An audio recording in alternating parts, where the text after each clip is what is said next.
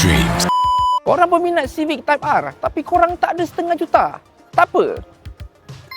Korang boleh cek model Honda yang terbaru ini. So guys, ini the Honda Prelude 2026. Jadi jom kita tengok apa yang menarik ada pada Honda Prelude ini. Okey, kita cerita sikit pasal dia punya powertrain lah. So untuk yang Honda Prelude ni, dia adopt sama macam Honda Civic eHEV, di mana dia pakai enjin 2 liter 4 piston dan sekali dengan 2 elektrik motor. So korang mendapat performance yang macam Honda Civic eHEV dan dia punya penjimatan minyak pun sama juga. Untuk dia punya overall platform dan juga beberapa parts dia menggunakan daripada Civic Type R tau.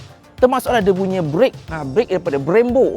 Lepas tu dia punya suspension depan menggunakan McPherson dan dekat bahagian dia punya belakang pula menggunakan multi-link suspension. Okey, kalau tengok dari segi luaran dia mengekalkan konsep sama macam the original Prelude, which is coupe punya design dengan 2 pintu, dengan headlamp dia ada DRL, dengan ada lagi lampu LED projector light, dan kita tengok kat belakang pula mengekalkan dia punya fastback design dengan ada LED light bar kat belakang sini.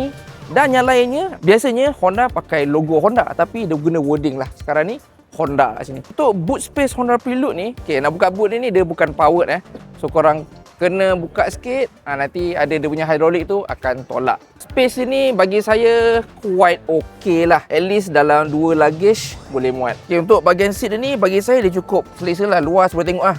Ruangan kaki yang cukup luas. Cuma seat ni manual adjustment guys.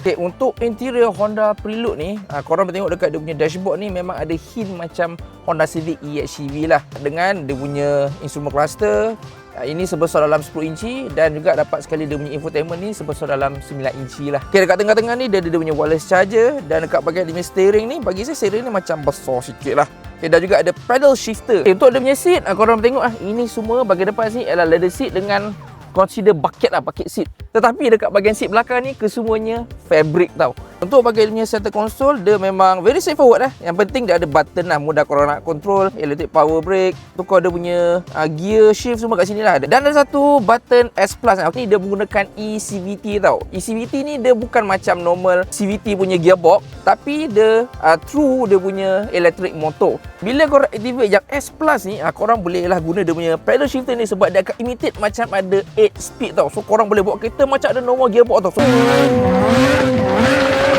Power of Dreams. Jadi kat cerita dia Honda Prelude, luaran yang nampak sporty, performance dan juga penjimatan minyak macam Civic eHEV. Jadi apa pendapat korang tentang Honda Prelude ni? Boleh komen di bawah.